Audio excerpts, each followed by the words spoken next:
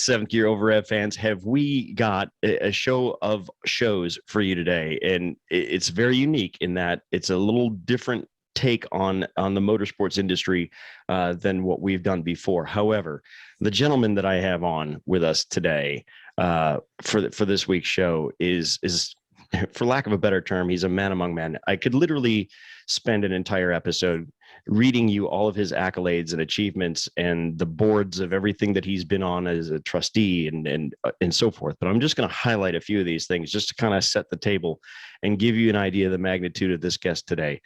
He is not only an attorney and general counsel for a local Indianapolis law firm, Bleaky, Dillon, and Crandall, but he received his doctorate. He's been an athlete and passionate about sports for his entire life. He was actually an All-American baseball player at Wittenberg University, which ironically, I didn't tell him prior to this, but my stepdaughter also attended Wittenberg. So there's a nifty little connection there. He's the president and CEO of an entertainment, recreation, and sports management firm called Grand Slam. He was also, because of his baseball accolades and his achievements back in the day, he was drafted by the Baltimore Orioles. Subsequently inducted into the Amateur Baseball Hall of Fame. So the guy's got a very, very strong athletic background, but for some reason, and we'll ask him this here in a moment, he decided not to pursue the baseball career and now is a pillar of the community here in Indianapolis. He's been labeled Indiana's super lawyer, which is a pretty great thing. Most recently in 2020, he won the Charles Whistler Award, which is a super prestigious public service award. Has been on so many boards, the Indiana High School Sports Association group. For some time, he was general counsel for the Pan Am Games back in the day. I don't even know how this guy manages to keep it all up. I think yesterday he was telling me he was on the phone with Tanzania doing some big business deal that way. So without further ado, and you'll get this the moment I introduce him, he is literally the voice and the reason of God. And I am proud to call him a dear friend, the one and only Mr. Milt Thompson. Milt, welcome to Seventh Gear Over Rev, my friend. Thank you so much for coming on today. How are you, sir? I am unbelievably great, as always, 24/7 and all the time. You mentioned the Whistler Award because it was the 20 award, but because of the pandemic, it wasn't awarded until 21. It was a splendid time. It's an unbelievably humbling honor to have that kind of accolade with all those who have gone before. And the quickest story that I can give is that the mayor, who was in law school with me, and he was able to present that and talk about stories. And preceding that, he said that he could talk about me, but I couldn't talk about him.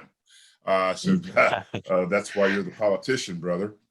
But all that said, after the introduction, and they provided the video clip that I think you've seen, which was amazingly humbling, as I say.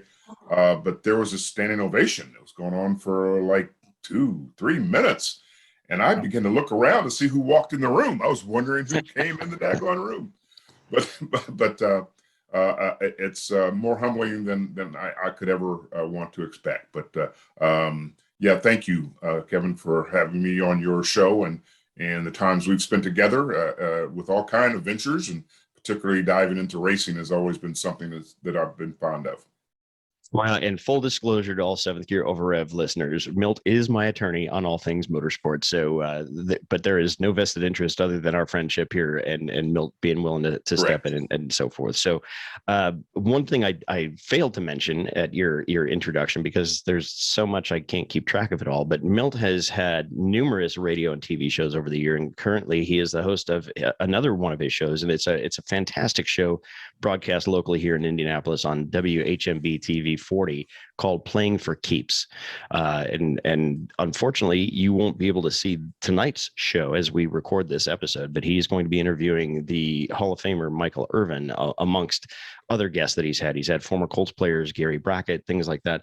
But you will be able to catch those episodes and get them off of YouTube, if I am correct there, right, Milt? Yeah. Correct. And they're pretty phenomenal episodes. Now, as you would imagine, Seventh Gear Over Rev fans, we want to talk about motorsports because this is more so the legal side of motorsports, which nobody ever really sees or hears about. it's guys like Milt that do all the dirty work behind the scenes to make the big guys look good. And Milt has had some very high profile clients over the years. He was involved in sponsorships. He's done things with, if I remember correctly from talking with him in the past, Lynn St. James. He's written contracts for the likes of, I believe, Scott Dixon, maybe even Ryan Hunter-Ray. We'll get into that in a moment, but I want to kind of go back and sort of set the table for the listeners here, Milt. So, big high school athlete, you excelled predominantly at baseball. You were an All-American. You're in the Hall of Fame. You got drafted by the Orioles. What made you decide to not go into Major League Baseball? Well, a lot of things about that. Whether I would ever make it to Major League Baseball was always in the forefront of that, given the amount of talent that there was. But primarily, if you go back to from nearly 50 years ago, drafted out of high school, and I decided I was ready to go off to play baseball. And of course, my dad had other ideas about that. He said, "Well, that's great. You can go when you want, but I'm going to make a unilateral decision right now. You're going to college." And it was my senior year of college, and coming up here in February on Valentine's Day, I lost my mom at 17 years old. And so I thought that I could make all my own decisions at that time, right? My dad had other things in mind. He said, "Nope, you're going to go to school." And where we're going to school, I had numerous scholarship opportunities in music and voice. Believe it or not, I am the voice, and even then was the voice, and would have opportunities in football as well as baseball.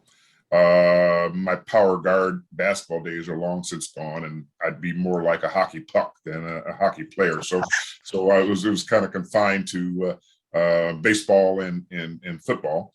And went off to the Cape Cod Leagues and played there successfully, and was invited to the pre-admittance programs for Harvard University at the time, where it is minority students were in demand. At the same time, there was all kinds of disputes about whether or not young Black boys should take a seat of someone else if they weren't qualified. So the stigma about being qualified, what have you.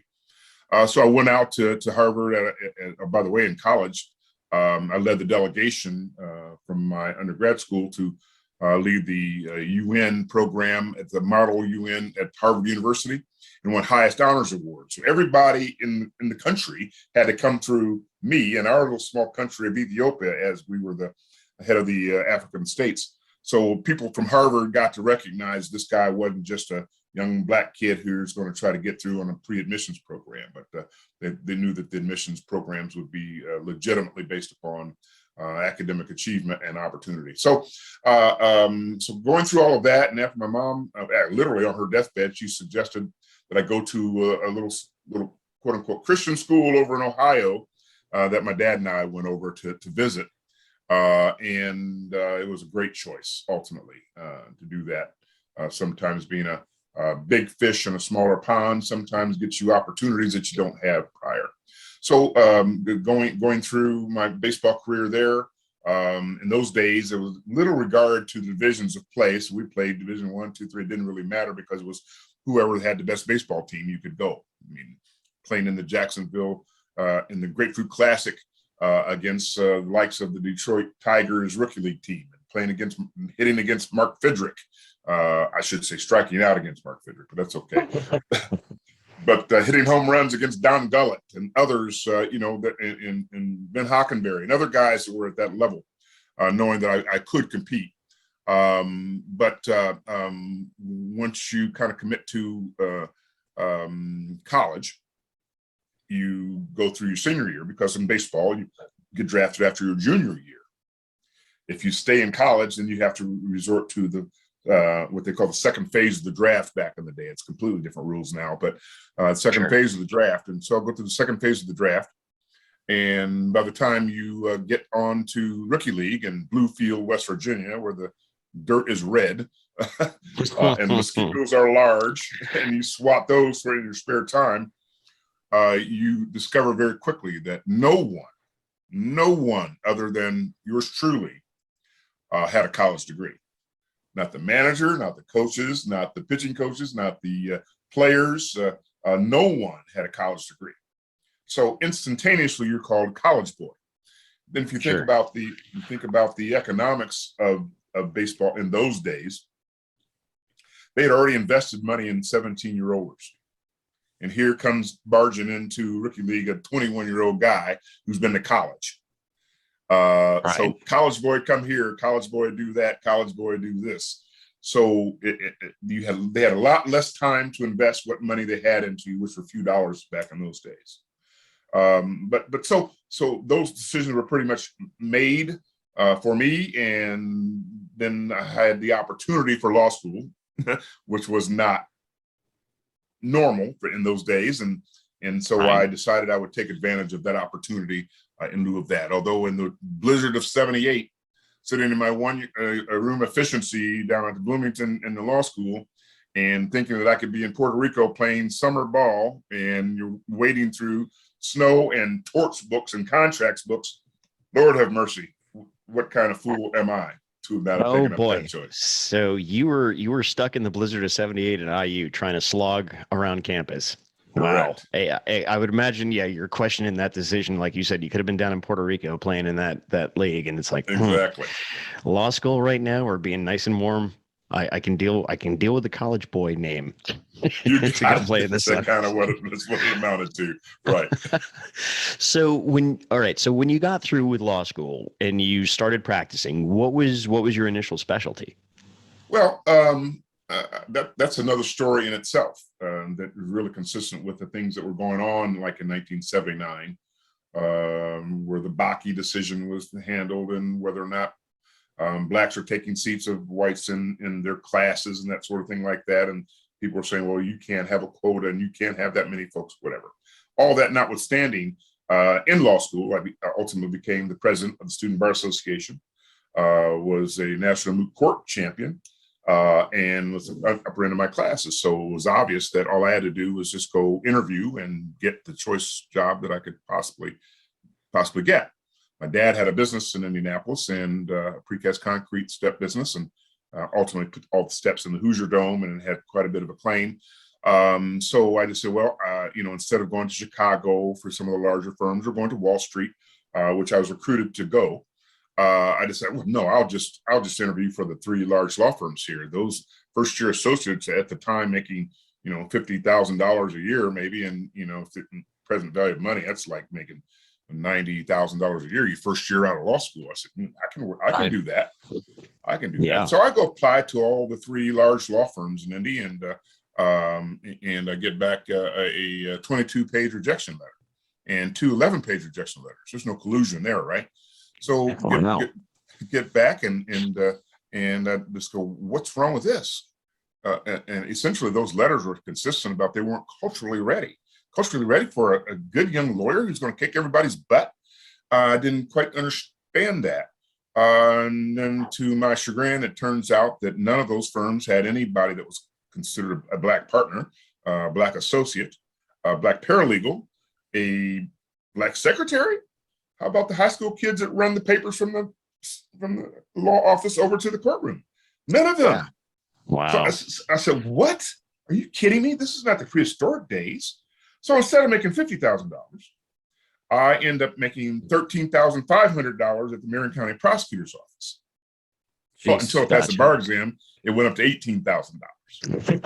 Right. So you take the present value of money over that period of time and say 5 years in the prosecutor's office slogging around, and those guys are making 50, 60, 70, and I mean, over my lifetime, that's $750,000 I'll never make up, no matter what I do, no matter how we do it. So people wonder why there is this challenge and why people are starting behind, and when they say they can't catch up. So I could have been bitter, or probably should have been bitter, but I decided to just be better. So there you go. I did things, not only I prosecuted 100 jury trials, never lost.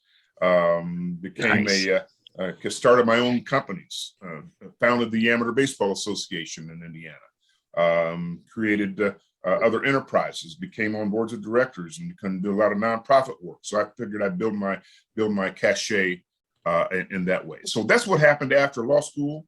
I had a strong interest in becoming a sports attorney. But that's not easily done either. Just walk in the door and say, here I am, sign me up. Well, I'm good. You should take me. Right. But by happenstance, by founding the Amateur Baseball Association, I had high school and college coaches on its initial board of directors. How that got founded is another story altogether. About I have teams, lied, have money, lied, and by the time we got through with foundations and everything, we were able to put together a 8 or 10 team league. Part of which was a challenge to me because I was prosecuting young kids that were stealing cars, and a judge suggested that won't we have them steal bases instead. So that became kind of the moniker of that time, the Indiana Amateur Baseball Association, which is now RBI of Indianapolis, of Indiana, essentially the Major League Baseball, reviving baseball in the inner cities program. It's a long progression for another show. But essentially having those guys on there, guys started getting drafted into the pros. And I'm going contract law, offer acceptance, go to jail, plea bargain, offer acceptance, make some money. I can do that. Those are transferable skills. Quick question. What does, kind of going back a little bit, what in the world does an 11-page or a 22-page rejection letter look like? It just sounds like, to me, and please correct me if I'm wrong, because you're a black man and obviously they want to hire you. There's no, and pardon my French here, just the BS cut to it. You're not hiring me because I'm black. I get that. Yeah. Does it sound to me like they just gave you alphabet and word soup to try to make this as soft as, just as soft as possible? Yeah, you're right, John. You're exactly right. It's like, how do we CYA? How do we tell someone we know that's qualified that we can't talk our partnership into hiring you yet? But ironically, a year later, that trend broke. The firm started having that, and 30 years later, they recruit me to be a partner in one of those big law firms, and I go there and by that time, my queue was even higher than their law firms, which was an international law firm with 900 lawyers. I don't know how that became possible, but we discovered in time that I could have skills, and I did have skills, and that I could achieve. So I had to beat my way around being a poor young black lawyer into being a prominent lawyer, and ultimately recognized. When they called you back to join their team all those years later, did you take that 22-page rejection letter and just leave it with them? I left it in a drawer because there were, and I'm glad I saved it, because there was a thought about burning it at one point in time, and that didn't happen. But I was able to move on, start my own firms, several of them, start my own company, the Grand Slam companies. And represent young athletes that happened to be baseball players at the time. And then some things happened down in Bloomington, Indiana, when Bobby Knight's neighbor and Steve Ferguson was and moved on to Cook Medical. And all of a sudden, there was a gap where one of the favorite sons down there could start representing their basketball players. So moved from baseball into basketball representation. Ultimately had to stay in basketball, football, racing, golf, and because I became management, I'm on the board of the AAA team of the Indianapolis Indians, board of directors there. So no longer on the management side and labor side relative to that, which is interesting because golf doesn't have that major piece, nor does auto racing. There's no union against which you are challenged, but they're all kind of independent silos through which you have to work relative to representing your folks. And you'd mentioned Lynn St. James, and represented her, and Dick Simon and her last race, traveling out to Kansas City and getting the yellow freight sponsorship in place for that. Buddy Lazier working with Doug Bowles, who's the president of Indianapolis Motor Speedway, and Panther Racing. And then I represented Bird Racing, and we did this Bird / Panther Racing to have Buddy Lazier in that race that somehow Danica Patrick snuck around him to get fourth instead of fifth. So those were the days of some of that. Well, and it's interesting just thinking back on what you were just talking about, Milt. When you got that, which at the time I'm sure was deeply dejecting, getting those rejection letters from those different law firms. But in sort of a metaphorically speaking, it's like those things that forced you to kind of change and sort of reinvent yourself and grow your personal brand, so to speak, in other ways, whether it was, founding those associations or being on boards and things like that. It's like, if you think about that tree that gets pruned, it's like, suddenly the tree figures out how to grow around that and still be a great tree. Well, Kind of a similar thing. Some would say it's serendipitous, and others would say, well, you just figured out a way what was next. The example, radio and television, I never thought that I'd be a radio and television personality at all. But with that voice, come on, you were destined. Come on. Yeah, I was destined. There. Some enchanted evening. We could do it that way. But by founding the Amateur Baseball Association, I went through a lot of challenges to do that.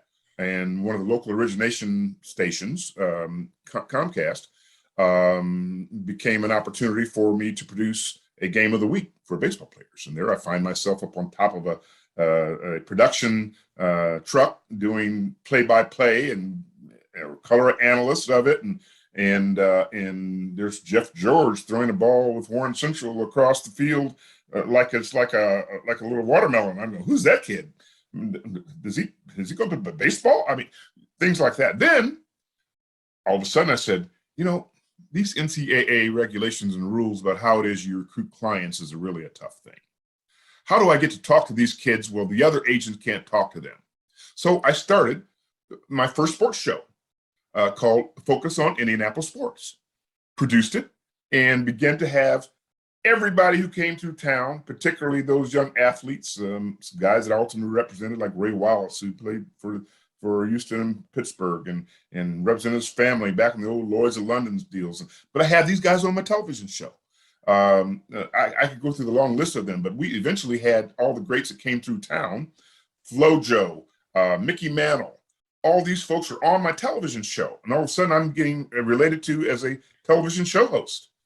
I laugh at Mark Miles because I had him on the show back in the day before we became president of the Pan American Games, and I became the general counsel for the Pan American Games, which led us to international diplomacy and conversations and discussions and negotiations with Fidel Castro and Revolutionary Palace. But I also had a television presence and was able to parlay that into numerous shows. An ESPN show called Playing for Keeps. I am the voice, Milt Thompson, now in a television version of that same show, Playing for Keeps, which was a 2-hour business of sports show. So, and several years later, they told me to dust off my makeup kit, which I needed to dust it off for sure. But we dusted it off and got back on. So our current day show called Playing for Keeps. Fantastic, and that's an amazing show. And I told Milt before the show here, I haven't had a chance to watch all the episodes, but from what I have seen, it's a pretty incredible show. So, as you listeners are figuring out with the voice of Milt Thompson, he is an equally engaging TV presence, and his interview style is awesome. He's got fantastic guests. You should definitely go to YouTube and stream that. It's Playing for Keeps on WHMB TV 40 here locally in Indianapolis. So, all right. So Milt, obviously your strong athletic background and the challenges that your career provided you, you were able to sort of meld the two between, forming those organizations and the boards and things like that. So you started out kind of maybe doing some contract stuff for some athletes and then some representation. So how did baseball turn into basketball, turn into golf, turn into racing? How did the racing part of that start to come? When and how did that start to fit in? Sure. You live in Indianapolis. You have to know something about racing, whether you deny it or not. I mean, just a little, maybe. I've heard of it. I heard there's some race that happens there every year. I don't know which one. I'm sorry. What, that Brickyard thing? Something like that. Oh, there used to be that Formula One thing. Used to be kind of. Used to be like a hot air balloon thing too. I heard. They come back. I represent the Hot Air Balloon Association as well. So, there you go. Racing bicycles and all that sort of thing. Right. But I've been in places where it is people need someone to give them a voice. Okay. And being the voice, I said, well, I'm going to be the one that's going to give you the voice. Without opportunity, we're going to see if you can get opportunity. Right. So being engaged, in fact, one of my coming up shows, maybe by the time this one adds, if not, but Allison Melanchthon is on Playing for Keeps, and she is a senior executive there at Penske. And Mark Miles, of course, our relationship since we were kids growing up, and Doug Bowles, I had him as kind of a mentee and right through the whole sports law piece after he left city government and all. So these people are my friends. So that's why when I have folks on my show, like you very much, just conversationally, just talking. So they tease me. It says, "You don't need no stinking teleprompter. Just Right. give him the topic, give him the person, and just let him go. Just let it rip, Tater Chip." Exactly. Let's just let him go. So we began to have conversations about all sports and all sports topics. Of course, I had to move from baseball because of management as we were developing the infrastructure here in Indianapolis to become a national sports center, if you will. I was on Sports Corporation's board. That led to these international events, led to other opportunities around that from the Olympic Festival forward, led to being on organizing committees for almost every one of the organizations that occurred here, all the way up and through the Super Bowl that was here, and then the recent college championships that were here. I was going to say board, so I was landlord of all the facilities. In the law firm that I was with, I did the bond issue for Lucas Oil Stadium as well as for now Gainbridge Fieldhouse. I understood the inner workings of all of that. Did some parks planning around the world and did transitions for mayors and others, became a majority counsel in the state Senate. So I began to develop a little bit of recognition, if you will, as a kind of semi. I didn't know what I was going to be at billboards these days. I mean, people, I tell them, have to disclaim it. If you drive by, you see one of my billboards, if you drive off the road and crash, I am not liable. I just have to disclaim that right away. I'm not paying their towage fees. No, but you know what? It might be a self-fulfilling prophecy, though, Milt. They could run off the road looking at your billboard, then call you to represent them. Well, there is that. Yeah, who's to blame, though? If you got causational issues, we'd have to determine that. It's attorney-client privilege. Ultimately, being a lover of golf, was involved in a project after leaving two major corporate boards that had change of control. And one was American States Insurance Company that ultimately spun off by Lincoln National in Fort Wayne, and then ultimately had a total cash bid to Safeco, where they flew us in a private jet out to Goldman Sachs and sat in the conference room until the market closed, and you open up the cash bids. Made a lot of money, but I lose my board seat. Same thing happened with the water company. It's a long story how that happened, but a total stock transaction. And we also did a redemption for Indianapolis Indian stock at the time. So it was a year where I said, what am I going to do? I've really got to spend money. Have you ever been in that situation before? Yes. Not willingly, but yes. First time in my life that I was ever in a situation where I had any money to have to spend some. That's come on. Remember, I was making $13,500 and still raising a family, There you go. Right. Ultimately built a golf course together with a couple of partners. And by that time, some of my clients had kind of moved on, being 35 years old and multimillionaires and plenty of time now. They decided they want to get into business. So I turned my turn as an athlete agent into a entrepreneur services company, if you will. So my practice turned into, how do we help them now? When we told them before, don't spend any of your money. Now, how do you spend your money in a smart way? I think I taught them better than I taught myself. You want to be the second owner of a golf course, not the first. Just right. FYI for your listeners. During all this enterprise, these people are interested in different things. They're different. They're interested in golf. They're interested in racing. If they grew up around Indianapolis area, and if they're in other places, they're interested in horse racing, or they're interested in something that had to do with racing. If you're in Indy, so obviously going out to the speedway all of my youth, seeing where I could find some loose fried chicken someplace, and obviously a participant. and represented Tony George at the time when they kind of owned the Speedway, and they wanted to build a dirt track at the old Busch Stadium. So they came to me to see if I could do some community amelioration because nobody wanted it. They said, we down on this side of 16th Street, you guys don't pay attention to us on that side. Why would you want to come in our neighborhood and build that? So they had like a 14-2 against this proposition. And at the time, the split between USAC and CART, and Tony was flying around the world trying to fix all of that. He comes back tired, and Jimmy Voiles, my good friend, and they hired me to help them get this project done. Because I knew the water company was in that neighborhood, the stadium was in the Indianapolis Indians Board was in that hood, and make all that happen. So plus you resonate with these people from the community foundation that you've created, and you're going to make sure they get jobs. So anyway, they hired me to come in there and kind of settle the restless crowd and see if they can get that job done. So I kind of did that one night. It was a little hostile environment, and Tony was a little tired, and Jim was trying to get the crowd taken over. So I kind of, I don't know how to do this in a non-offensive way, but I kind of put on my Baptist minister routine and said, hey, folks, calm down. Let's talk about the benefits that can come from this, not the difficulties that can come from this.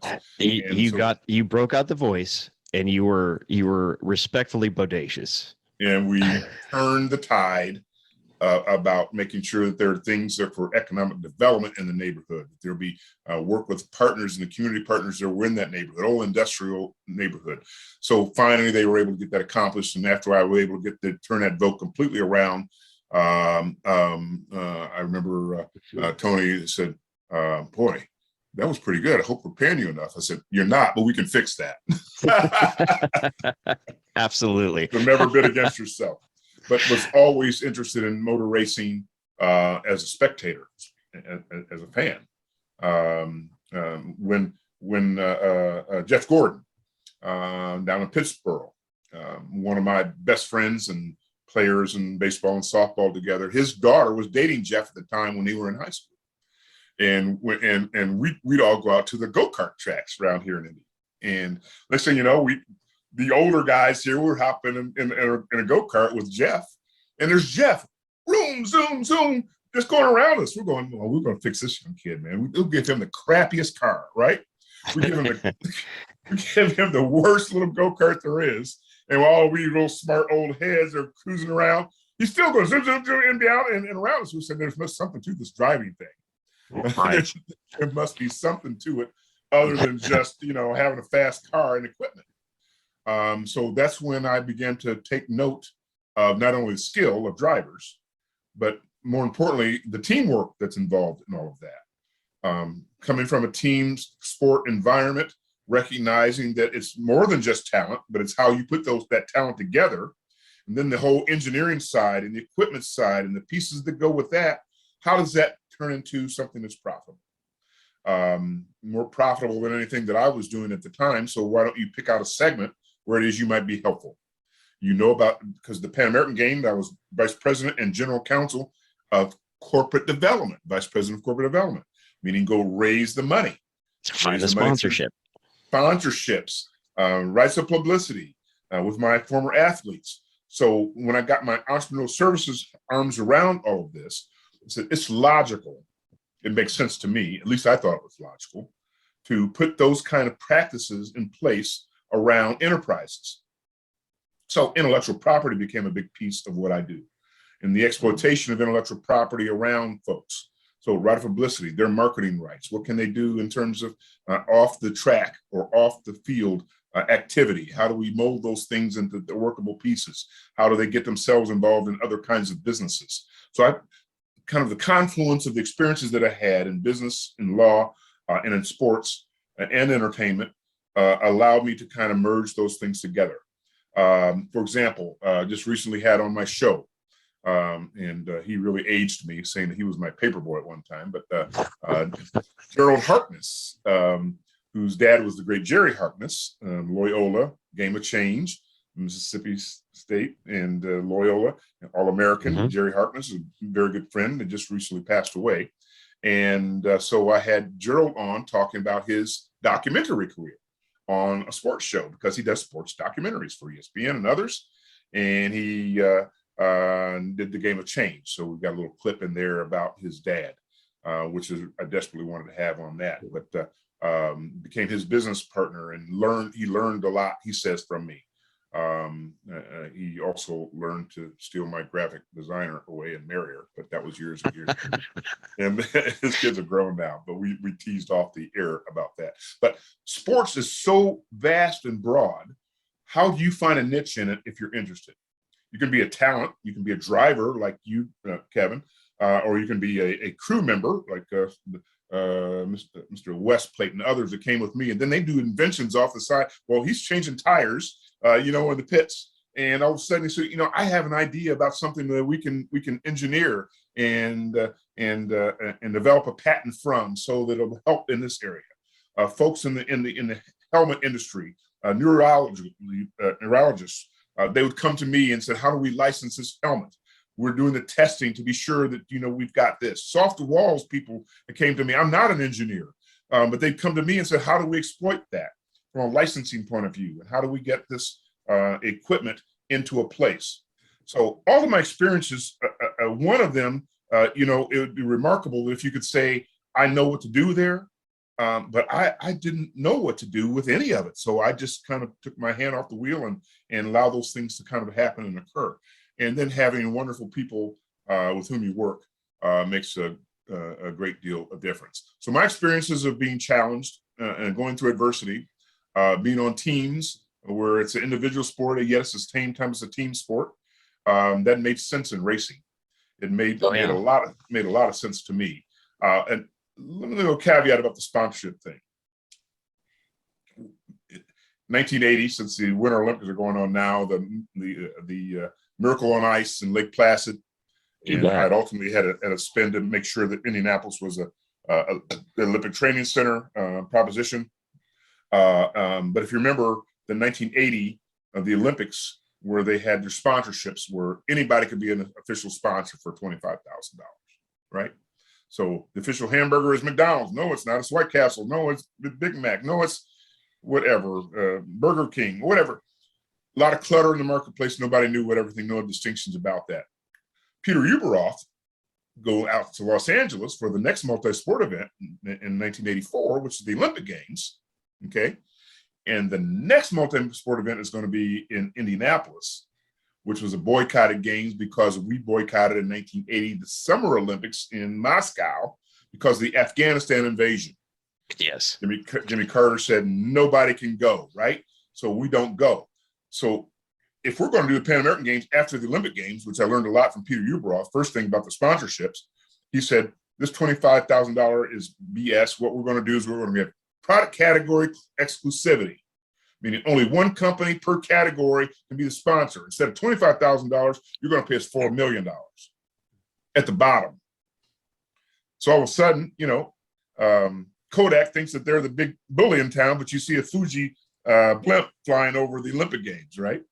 Yeah. So we learned a lot about product category exclusivity. Then we learned a lot about licensing propositions and the juxtaposition between that and the sponsors.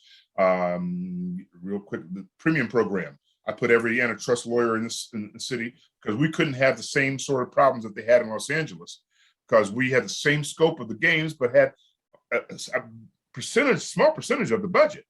So we couldn't waste money. We couldn't have a lot of lawsuits that were bleeding over. And I went out there to LA to talk to Peter Uberoth. I talked with him several years later about the World Cup and me representing several cities about how it is they might be able to get the World Cup when he was administering that. But back then, he was saying, we got these suits, but these are licensees. And the big example that I gave about that is that the licensees pay a lot of money to be able to produce their hats and their shirts and their gear. Well, as a sponsor, McDonald's, if you go into McDonald's, you buy a Happy Meal, they go offshore and get a hat with Sam the Eagle on the hat, and they put it in a Happy Meal for, as the gift. And next thing you know, people walk around with their Sam the Eagle hat, and there's the hat vendors trying to sell Sam the Eagle hat for $25,000. And they're going, well, where'd you get that Sam the Eagle hat? Well, we bought a Happy Meal. Yeah, well, for $3.99. Why isn't that our hat? So we had to devise a way on our shoestring budget to be able to manage those kinds of issues. So we came up with a premium policy that's still used by the Olympic Committee today, and we use it there for the Pan Am Games. But the Miracle on Ice back in '80 led to a lot of different things, not only in sponsorship, which leads me to this exclusivity piece, which is very germane to racing.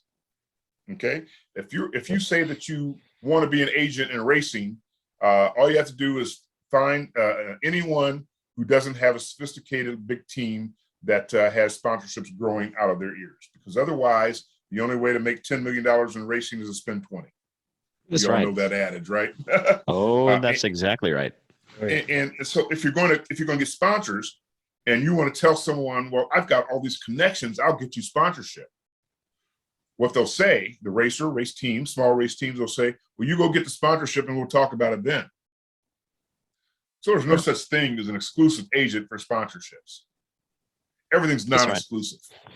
So in racing, they may say, well, you be my agent, you bring me back a sponsorship deal and you're my agent. Or if you go out and then you get it, bring it to me, you got it too. So no, I need this exclusively. I need to be able to sell your team and your racer exclusively and your car exclusively. They're going, no, you can't. Unless you bring me the sponsor right now and you tell me you promised me 3 more of the same sort of ilk, then we can talk about it. Right, because otherwise those teams are all working as many different angles and as many different people as they can to try to find the money to go run. Everyone is working their own angle. So you cannot go into the sponsorship world in motor racing thinking it's the same thing with other enterprises. It doesn't work the same way against when you have a union that regulates rights of publicity. Individual stars have their own rights, their own images and their likenesses and their faces, which is a whole new transition in amateur sports with the NCAA's ruling here recently. And I was able to testify in our state legislature about that, the efficacy of it. I warned them a long time ago about the Ed O'Bannon case, but that's notwithstanding what we're talking about in motor racing. Gotcha. So, it's fascinating hearing you tell those stories of your that progression and how you started putting things together. And it's like, the 2 things that stand out to me. Number one is you made a great point, and it's all about having good people around you. And I don't care what industry it is, whether it's the restaurant industry, the racing industry, the legal business, it ultimately always comes down to the people. And, this is kind of a side note, but it's almost like I'd rather be shorthanded, but have good people with me than have enough people that 3 or 4 of them are total crap. Right. Absolutely. So that's a big key point. John's got you around him. That's right. Why do you think he's great? Well, I recently called him the James Bond of podcasting. So yes, he is pretty great. But at the same time, even though some of those challenges that you were presented with, whether it's, sponsorship for the Pan Am Games or anything else for that matter, it's like, okay, I've never done this before. I don't know how to do it, but you had enough other experiences from being on boards or putting together teams or being on teams that it wasn't at any step along the way. I get the sense that none of them were these giant quantum leaps where you're like, holy shit, how am I going to do this? It was like you were able to leverage all of these other experiences that you had that made it not that big of a jump. Well, I'm sure you understand that I do a lot of speaking engagements and do commencements and speak at business schools, law schools, and do these sort of things on a relative all the time basis. I recognized early on when I went to I think it was a business law class at one of the universities, and they were asking me, how did you get to there? Would you draw us a diagram? Oh God. And what did that diagram look like? I was at a loss. This was in the days of a whiteboard or a blackboard, whatever it is, but I had chalk everywhere and these lines kind of intersected. And ultimately I just said, there's no way you can connect these dots, which eventually became part of my moniker. I'm not very smart, but I'm a pretty decent dot connector.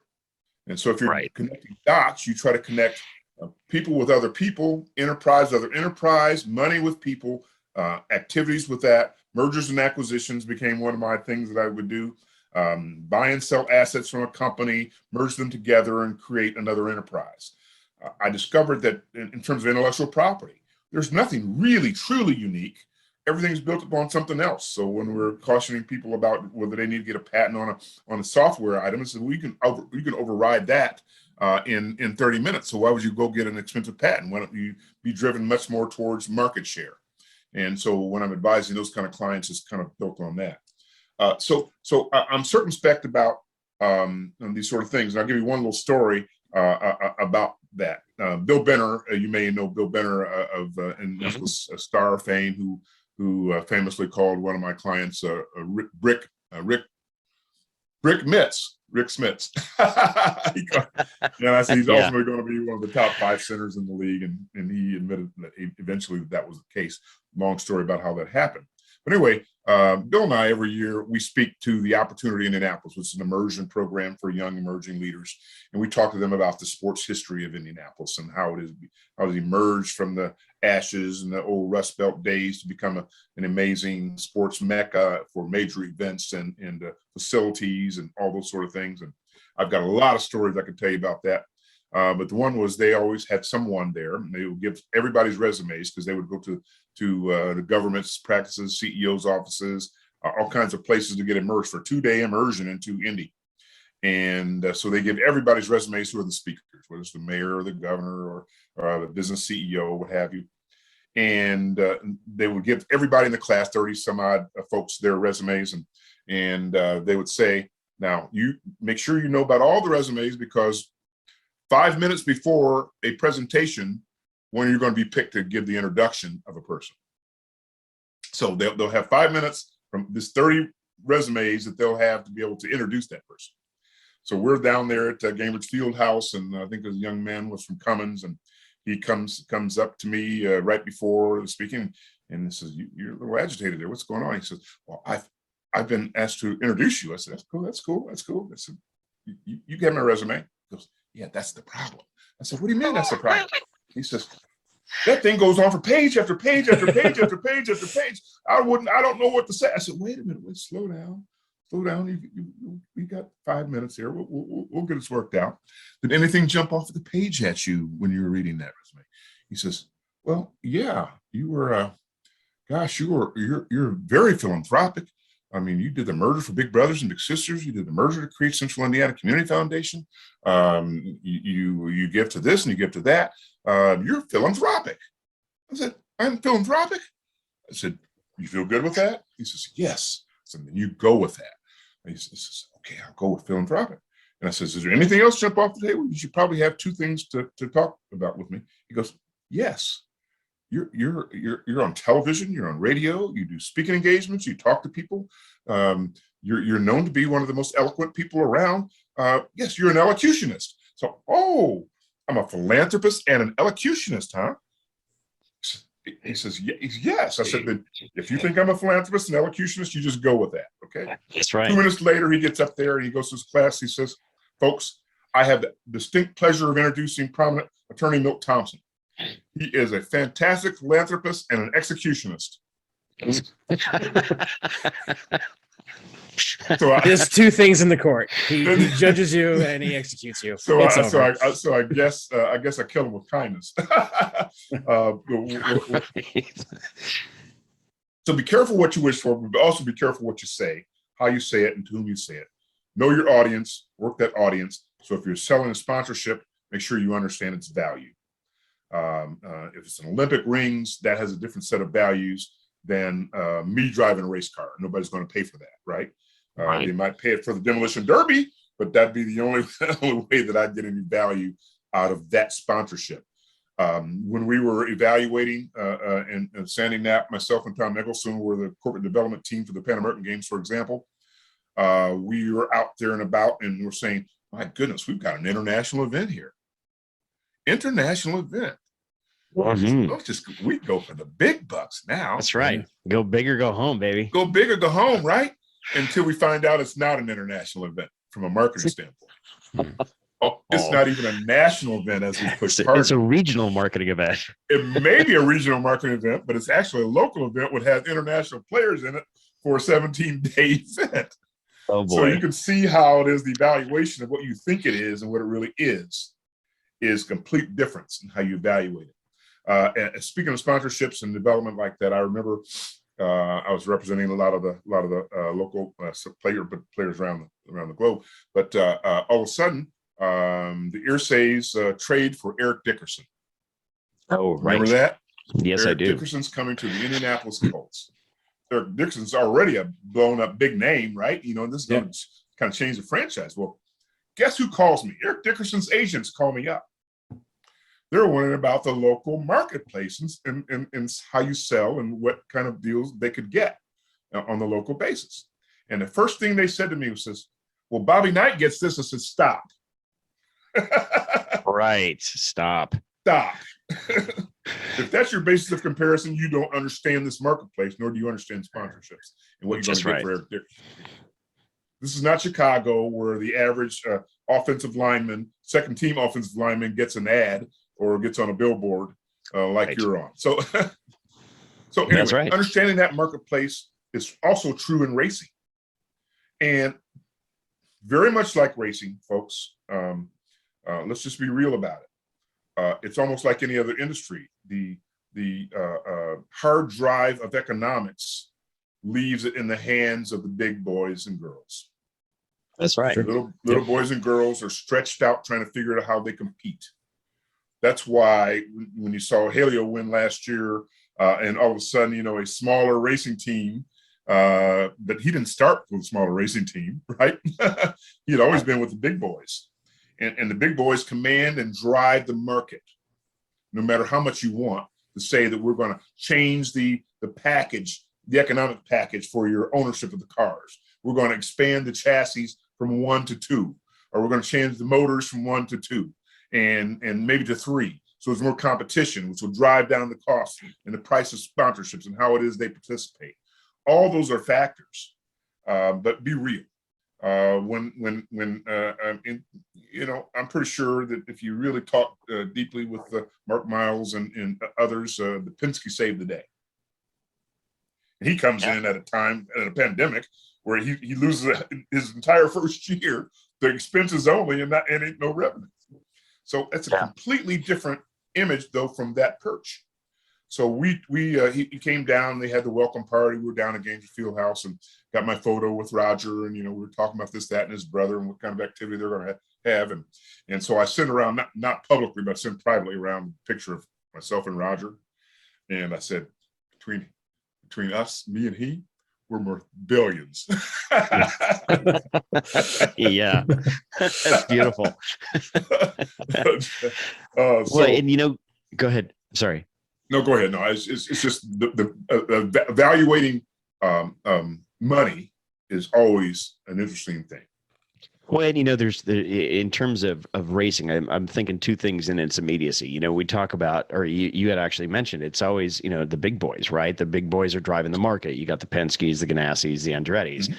You know, I'll never forget when we were putting together the Pirelli World Challenge team, the team owner and I were sitting in Chip's conference room with him and the head of his NASCAR program. And, you know, he had a whole, I mean, first of all, he said, you know, he doesn't do any sponsorship deals that are less than 2 years. He goes, if it's less than 2 years, it's not even worth my time because you can't realize any return on it. So it takes that long to activate it to begin with. So that was one thing that stood out to me. Plus, he had an entire floor of millennials just managing all their social media stuff because that's become such a big factor with all these young guys, whether it's NASCAR, Formula One, IndyCar, you name it. And then the other thing that strikes me, well, actually, that relates to the other IndyCar stuff. You know, those big three, which may potentially be the big four now with the Arrow McLaren guys kind of seeming to be making a step under Zach Brown's leadership there. But you mentioned Meyer Shank with Helio Castroneves. I mean, those guys had been for years struggling to put together a full-time one-car program, you know, with Jack Harvey. Total bootstrap, right? The little team that could, they kind of made their money and their living in the IMSA series. But all of a sudden they land Helio Castroneves and boom, he goes out and he wins the 500 for the fourth time. And all of a sudden now we roll into 2022. And not only do they have Helio Castroneves, but now they've got Simon Pagenaud and 2 full-time season-long programs. Suddenly now Meyer Shank went from the little team that could, that had a sort of an iffy future to suddenly now they're on par with the Andretti's and the Ganassis and all those guys. Leverage matters when you have it. That's right. And those guys used it at the right time. They used it to leverage. a larger example, if you kind of distill it down, if you think about our days of Formula One, okay, Formula One is not next. That's not open wheel driving like IndyCar. Okay, I mean it's a completely different format, different game altogether. Where they intentionally want competition and they drive the competition, and who has the highest valued program, and they do single file driving, and it's kind of one-on-one, and you know who's going to do it, right? But who's the owner of Formula One? Ecclestone. He decides he's going to force Indy 500 to build a track. So they build the track to his specifications. Then he wants a 90-10 split, all for him. And we're talking about the most iconic racing venue in the entire world here. He's going to wag this dog. Yeah, right. And he managed to do it to the point where, I was at the last one they had at the USGP in Indy. I was at that one. I was at all of them. I represent some entertainment that actually got on the stage to play in front of them. But I was also doing the radio show, playing for keeps on a Sunday afternoon of the one where they had the tire problem with the Oh, yeah. What was it, like 6 cars on the grid or 8 cars? Yeah, and so I learned things I didn't know about chicanes and all this sort of stuff like that, and then what kind of wire. But I'm on Sunday afternoon, and they just go, "You're the only person on in the world, so we're going to leave you on." I'm getting calls from Australia and places like that about Formula One race with 6 cars kind of racing around. So I've got some memories about that. But to have Formula One, to my original point, is wagging the venue, the biggest venue, by the tail. So so if you're talking about the big boys were thinking that they were the big boys. Yeah. And that was just a product. That wasn't a venue. So when does the product take out the venue? Well, ultimately, they're not going to take out the venue, and particularly now with the strength of the Penske organization behind it, they'll be sure that that's ongoing. And now that our good friend Mark Miles and Doug Bowles and Allison Malenko and the like are firmly in control of the Penske operation. I'm a good friend. Also, in terms of their equity inclusion and their minority racing program, Jimmy McMillan is operating that piece, and they're finding some success in some new young racing teams for people who otherwise could never afford to be in racing, or never be being in golf, for example, things that we weren't exposed to. As younger folks, we're exposed to the product, but not again the ownership. And the same thing's going on in the NFL right now in terms of ownership and coaches and head coaches. And it's an ongoing issue. And people say, we have that solved. When the younger generations have it solved. Well, we were talking the same thing years ago when Fritz Pollard was the first African American coach in the NFL. That's another story we can give for another day as well. But he was inducted into the Hall of Fame by his grandson, who was a prominent orthodontist in Indianapolis, and after he'd done that, he was worried about licensing rights, and we started talking about that, and then we get a visit from Don Cheadle, who wanted to play and wanted the rights, wanted the rights for. That's a story. Exactly right. So anyway, those are some pretty interesting conversations. 3:00 in the morning, talking to Don Cheadle about playing getting the rights of the first black quarterback, first black coach in the NFL, and how things have not changed since then. So just go ahead, John. I wanted to, and this is a subject not many, of course, I'll just be honest, not many white people want to approach. And you as a black man, I want to ask you this question, and directly regarding motorsports. There are so few Black people known in racing sport. Obviously, we have Lewis Hamilton currently, Bubba Wallace in NASCAR, and Willie T. Ribbs. Correct. But honestly, not a lot of white race fans know, especially like somebody like Willie T. Ribbs was, a while ago. Right. And I'm asking this because I am truly ignorant of this answer. Okay. What is or what more can be done to bring in the minority groups into auto racing? Because obviously there's great talent there. I'm all for great talent. I don't care what you are. Yeah, I agree. Good. So why is it that minorities aren't there? Is it strictly a racism issue? Is it a money issue? There's clearly some of that. There's clearly some of that. A lot of it is access, though, and experience, and having an understanding about the fundamentals. It's all of a sudden you're maybe doing an Xbox and you're driving and you feel like you can do that, but where do you have access to a car that's not a soapbox derby car? Right. Where do you have access to equipment and or teams or people who are going to help you nurture and cultivate that skill? They've done some efforts at that. Max Siegel, good friend, who was head of USA Track and Field, I'd like to consider him one of my mentees too. And he came and said, "How do I get into the sports law business?" And I said, "You've got some natural people in place. You've got Jack Swarbrick at your law firm, and you got some places where you can go. If you listen to what I say, you'll be able to make it." And ultimately, he represents Tony Gwynn and gospel singing and all, but ultimately was president of Earnhardt Racing. Oh, okay, wow. So, and his job was at Earnhardt. Now, some people may have been confused by his name being Siegel, the Notre Dame black guy, right? But his efforts there were to help in a management way at Earnhardt to be able to drive that brand and to say that we can also at the same time bring along. He was actually hired at the Speedway to lead their diversity program, which Jimmy McMillan is engaged with now. And I had lunch with Jimmy not too long ago to talk about that and their development of the program. And you just heard announced that they have a new racing team. But you're not going to start this like anything, like me playing in Bluefield, West Virginia. I'm not going to be in the Hall of Fame next week, particularly in that sport where you got to go through all the minor leagues and where you may go up and through and all. But you're not going to start off at IndyCar if you've never driven, a go-kart. Right. So you got to have access to the opportunity. I think they're working on the opportunity piece. Then there's this other piece that I faced when I founded the Amateur Baseball Association. And Michael Wilbon and I were on the dais at a big program talking about why don't young black kids play baseball anymore? Or why is it more of an Hispanic sport and whatever it is? And why don't people remember the Willie Mays and the Hank Aaron's and the thing from our era and the day?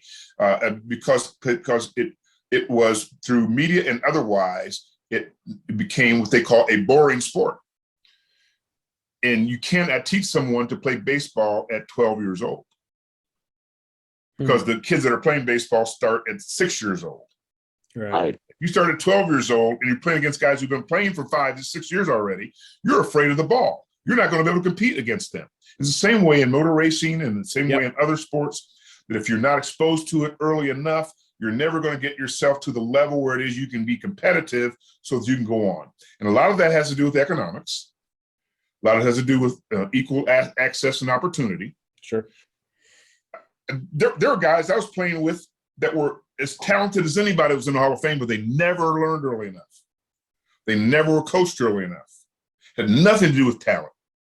Nothing to do with development. The development time, right? Absolutely. That the other guys had the advantage on. I don't know if that answers your question, John, but no, it actually does. I mean, it kind of proves it because even with somebody like, let's go back to Lewis Hamilton, for instance, right? He was accepted into the McLaren program at 6, 7 years old when his dad was really, and props to his father because his dad was throwing every bit of cash he had at his karting program. Everything. So, he really was. So, but yeah, it was just, I've always been curious about that, especially like the cultural aspect, because, when you think of a black athlete, you think of either, like you were saying, baseball or football or basketball, and, not really a whole lot of any minority really inside, at least the American minority, I should say, because there's obviously a lot of South American drivers and, all that kind of stuff. Well, the drag racing piece, not too long ago, I was called to comment upon the new racing team out there led by the African-American drag racer. Antron Brown. Antron Brown. And, and I was saying, I live right around the corner from there, and I've gone to the National Drags because one of my neighbors is a rider for the National Drags, and he and his dad were both drag racers, and I have a passing interest in drag racing, but they're calling me up asking me what do I think about Antron Brown and his new racing team. And so as if I have more expertise than anybody else about that. My answer there was the same one I just gave you, John. Yeah. You have access, then you prove yourself, then talent takes over. And then when talent takes over, and you got to have some luck no matter what.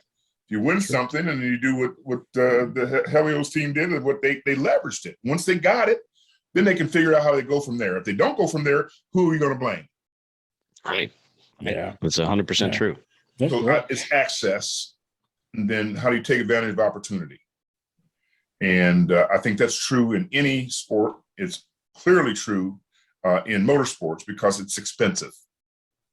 I say it's true. And why is there only Tiger Woods and a few other folks of color in a worldwide sport? You're seeing a few more now, the John Rahms and some of the others that are international flavor, but you can't start if you've never been invited to go to a country club when you're a youngster. Sure. Right? And you're not going to get it playing on a local muni course when you don't even know what a golf club is or what the difference between the irons are. So if you don't even experience it, how are you going to go from there? And you can't start like I did as an adult to play golf. Expect that I'm going to get better. Right. Baseball players don't die; they just grow up to be bad golfers. That is true.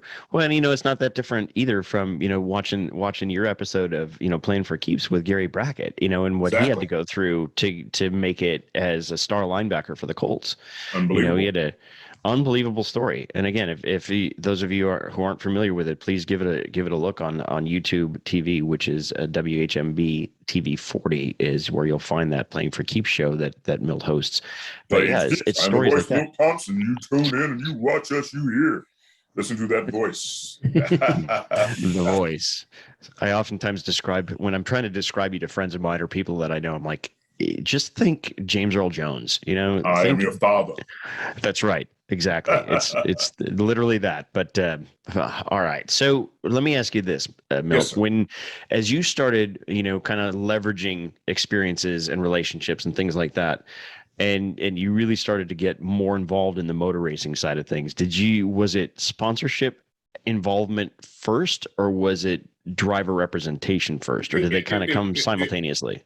They were a little bit simultaneous because I'd already had a reputation at representing professional athletes. And then it really became more racing teams because they had contractual issues and what's the entity they're going to use, how are they going to have interchangeable parts relative to partnerships, how do you make those things going to happen, and then ultimately they will hire a driver, right? And so you effectively became one-stop shopping. You could handle both the sponsorship and the legal side of things. So you could do the contract between the team and the driver, and then the driver and the team and the sponsorship. Now that takes on more than one form too. Larger teams have a lot of that in-house. They don't need some agent out there that's going to go find them a sponsorship because they've got enough bandwidth that they can make sure that they've got that maintained. A lot of people say, well, gosh, if I represented Tiger Woods, I wouldn't need any other clients. Correct. He's also one out of so few, though. Exactly. That's my point. So what about all these others out here who are saying that they want to be an agent or they want to represent a group and they want to do all these sort of things? Unless you have some way to get, there are more agents than there are professional football players, for example, in the NFL. And some of those agents have multiple clients. So what does that mean about a lot of those agents? They don't have any clients. So what do they do to get a client? They'll do lie, cheat, whatever it is to get there. So you got to be able to have some form of ethics. And the players' unions kind of give you some firewalls about that because you have to be certified as an agent. You need to be certified if you are an agent, but that's a different story. Did you ever, speaking of that, did you ever watch, there was a HBO series with The Rock, Dwayne Johnson called Ballers. You ever see that? I'm not sure if I recall that one. Okay, so if you ever get a chance, it's probably still on HBO Max. He's a former football player that turned agent. Oh, okay. I do. I am familiar with that. There was, from what I heard, and I could be totally wrong about this. If I am, any of our listeners tell me that I'm wrong. The NFL actually approached that production company after the first season. We're like, hey, you need to slow up because it's getting too close to what really is happening.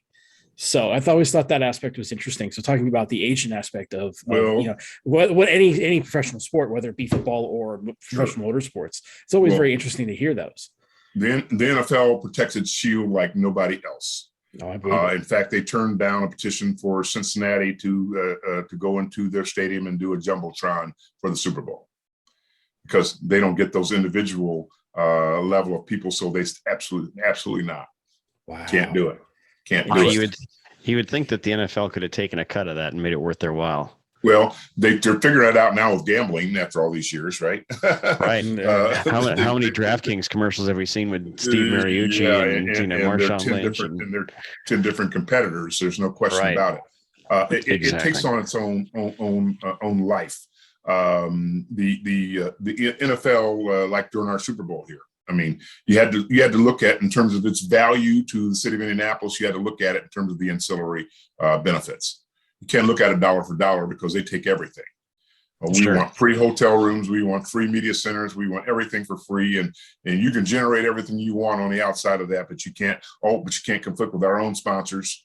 Things have changed in the world of sponsorship through the years, from the old standards and practices, and which you cover up signage in a venue if you're not one of our sponsors, and all the way to a lot more freewheeling. And now the whole world, as you mentioned earlier, social media era has completely changed what the value proposition is when it comes to sponsorships and what have you.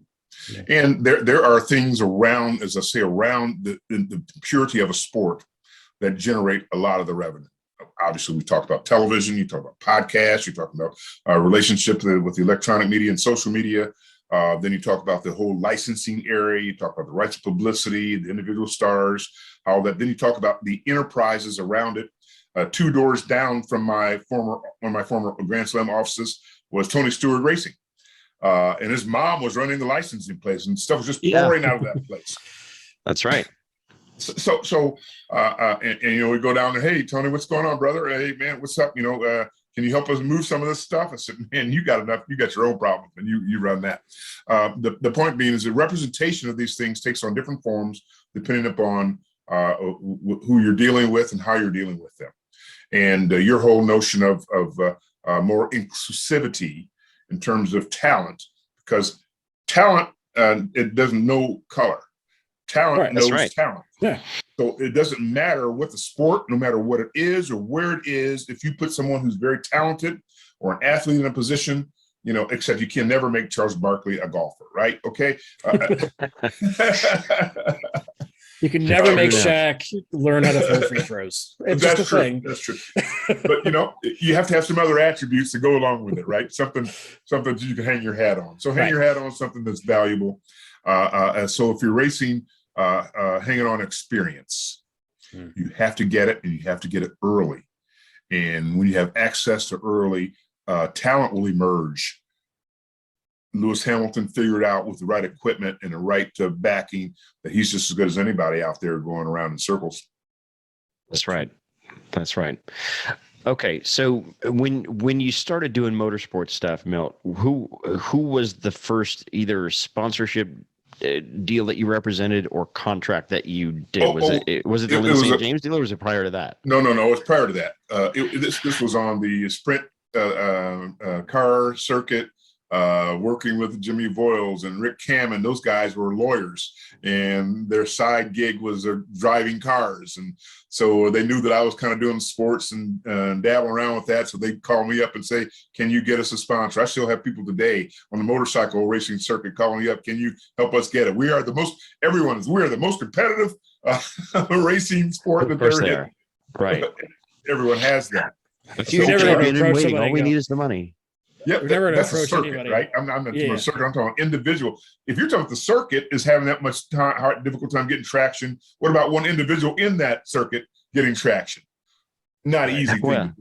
That's right. And, I think about that now, as opposed to, like when I was coming up through my early days in motorsports 30, almost 35 years ago, it's like thinking about it now, the available pie of money for those kinds of things hasn't really gotten any bigger. And when you factor in inflation, it's actually kind of gotten smaller, but you have so many more things competing for those dollars within that pie, whether it's PGA golf or it's the yachting competitions or the Olympics or anything else. There's so much tennis, you name it. There's so many more things competing for those same dollars, and there's that many more guys looking for it. Certainly. That it's like, whew.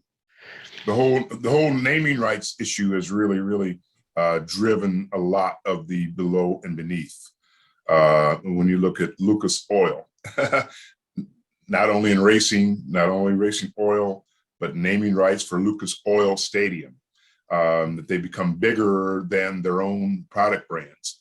Penske, people think of Penske, they think of, well, what moving van company am I going to, right? You think of Menards.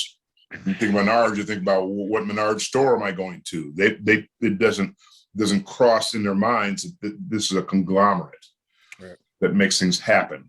These conglomerates happen. A lot of the rules cause that to happen in various industries, like the NBA, for example, for years and years and years, when their collective bargaining agreements was driven on what percentage of gross revenue do the players get versus that of management for them.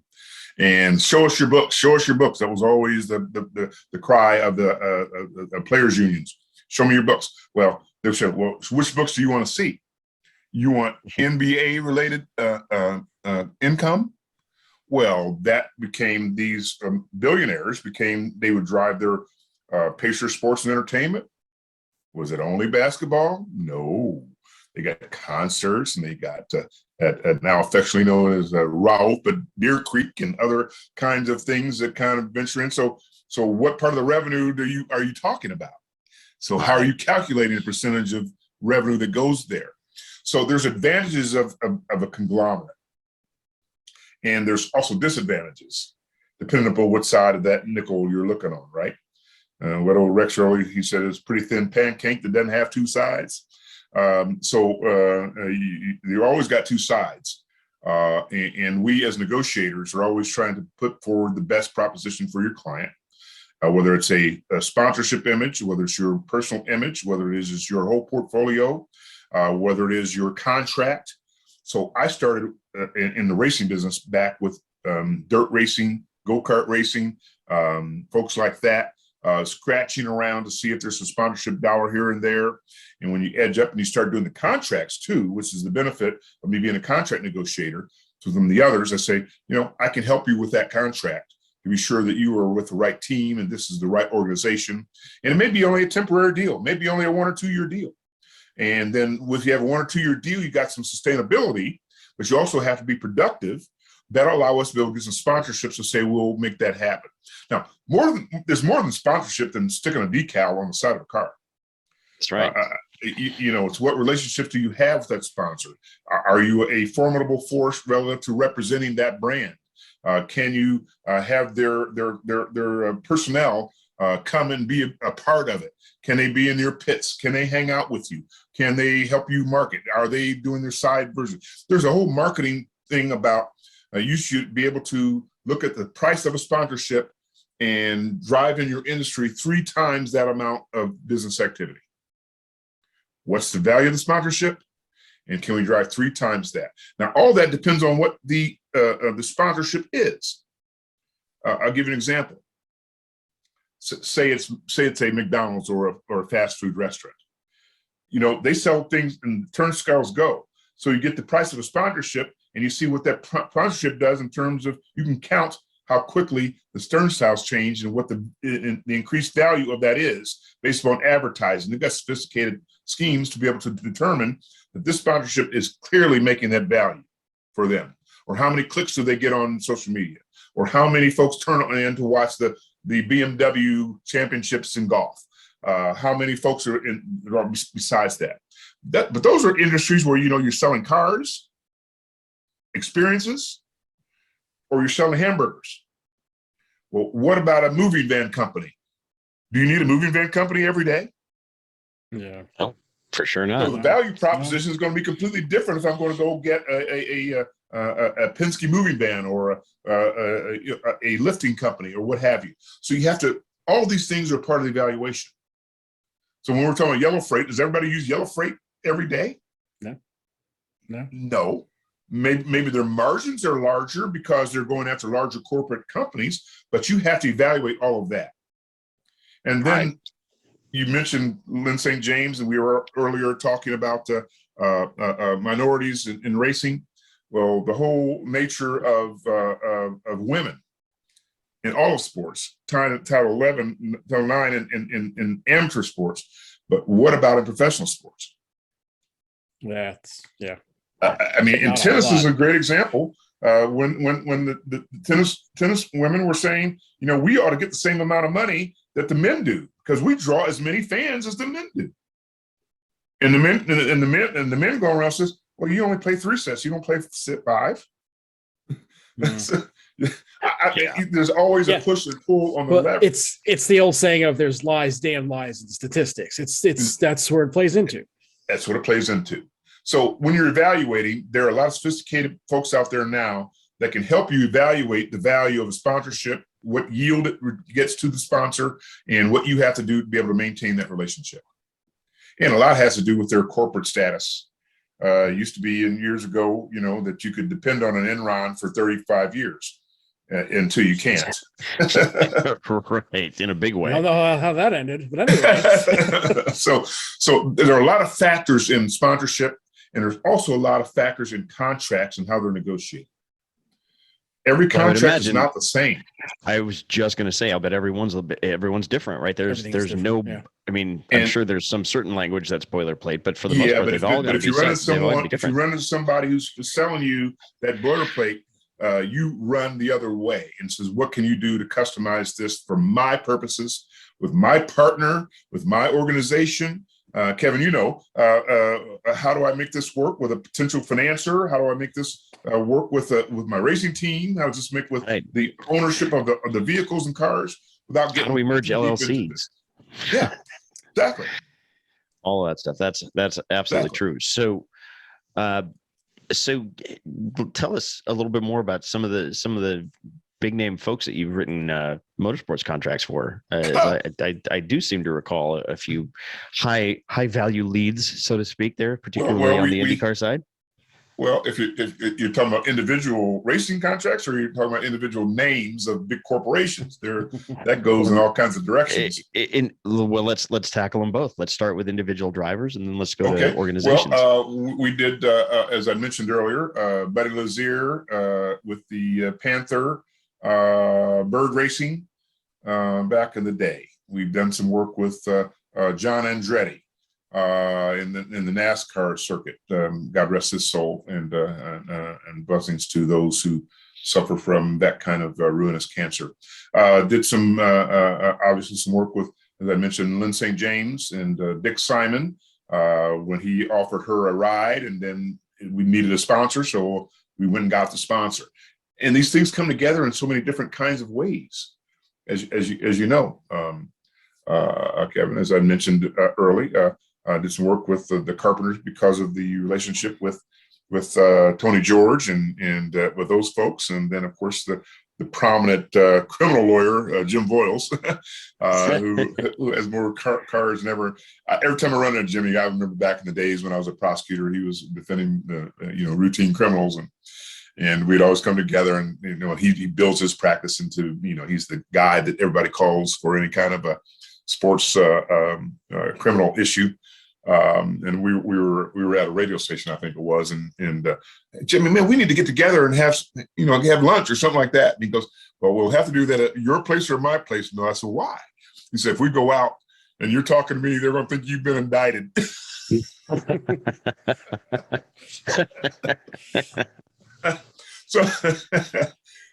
So big names come in different sizes and packages in terms of with the kind of companies and organizations. There are companies galore that we've done work with, and when it comes to motorsports, but all the other sports that are there.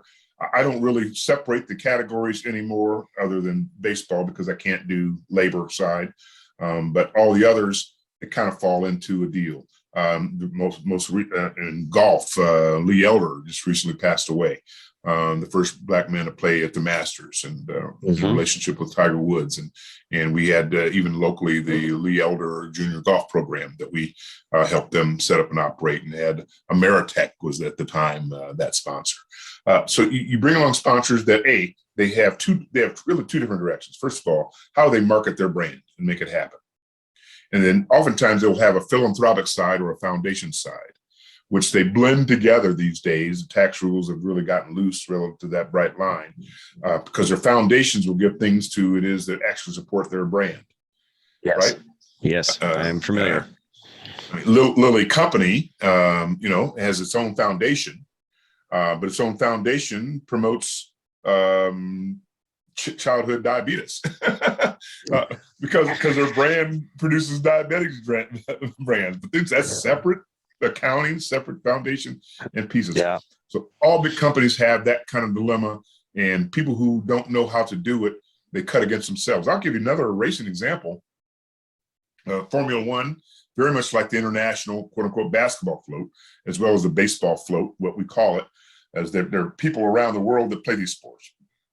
The only thing about it, the only industry that may get cut short is the NFL, because nobody else plays American League football around the world. I mean, it's its own enterprise, and when that dies out, and Mark Cuban said it's going to die out, and I'm not sure he's wrong. I mean, 25, 30 years ago, because of the concussions and the young kids not playing, and it becoming a Appalachian and a urban kind of sport anymore. Not going to have these dynasties like the Mannings and things like that. But when the CTE stuff that's going on nowadays too. Yeah. So, but notwithstanding that, the other sports have, against the backdrop of what it is they're prepared to do in terms of the float. And if you don't understand the float, you're going to get the wrong agent. I'll give you an example. Formula One is very much like that. When they're exploiting a sponsorship from a team, although they don't have near the big problem as does like the NBA has, because foreign teams used to be able to say, you can bring me a foreign player. You get 2 foreign players on a basketball team in Italy, or 2 in Spain. And our company is a sponsor for this. We even put companies' names on uniforms. Okay, very true with decals on racing cars, and particularly in Formula One. Well, bring me a top talent from Brazil, and so the agent goes out and says, we've got this young guy that's been in a racing for a long time, and we think he's got Formula 3 experience now, and maybe move up to Formula 2, and maybe one day a good Formula 1 person. You need to invest in him. Well, then the agent goes and tries to sell this guy for the top dollar, the top machine that he could at the top of Formula 2. And all of a sudden, they said, nah, we don't want that guy. What did the agent miss? What he missed is that the company pays for his agency fees on what's remainder upon what it is he's able to negotiate that contract for that young racer. Same thing with an NBA player. We want a 6'8" American player. And over here, and they got an international agent whose fee is paid with what's left over from what he's able to negotiate with for. So it's negative leverage. Okay. I said, I've got this guy, and you can have him for $90,000. He says, well, I'll take him if I can get him for 70. Because it's a $100,000 package, that's $10,000 more in his pocket. Right. But if you don't understand that, you're going to sell your clients right down the river. Right. Because now you're undercutting his own fee at that point, and he doesn't care. You got it. And all he wants is a 6'8" American guy, and those are quote unquote dime a dozen. When you're talking about a B league in Italy or a B league in Spain or in the Mediterranean. So I give you those examples, Kevin, more so than specific companies or specific drivers or specific teams, because all these things factor into how you have successful representation of someone, either in a circuit or in a team or as an individual driver. Individual drivers don't have the same sort of opportunities as they do in leagues that have unions. True. That is true. Yeah. Umpires, referees have more rights. Assistant coaches in football don't. Rick Ventura used to be my neighbor, and all the time he just says, "Hey, you young lawyer, we don't have agents, and we still have to move everywhere as soon as a head coach leaves and they don't pick us up and take us. We don't have anybody that can negotiate for us. So we're year to year. almost like being month to month on a rent or a contract or anything that you do. So there's so many factors that if you get someone who doesn't understand them or inexperienced in it, you're going to get sold down the river.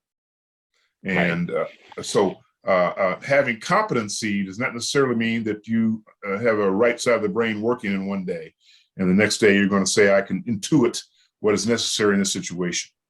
And nothing sacrifices for deep dive research and understanding the product and the opportunities that you have, and where that nexus is between that and the opportunity to exploit it.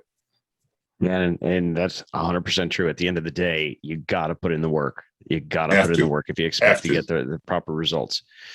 All right. So along those same lines, then you've interacted with, and it's just on the sports side of things, not even in the non-sports legal side of things, whether it's a contract deal or a sponsorship between a team and a driver, a sponsor and a corporation, or a corporation and a team.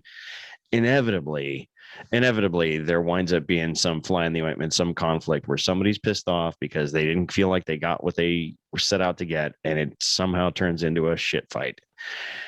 You ever come across any of those in the racing realm of things?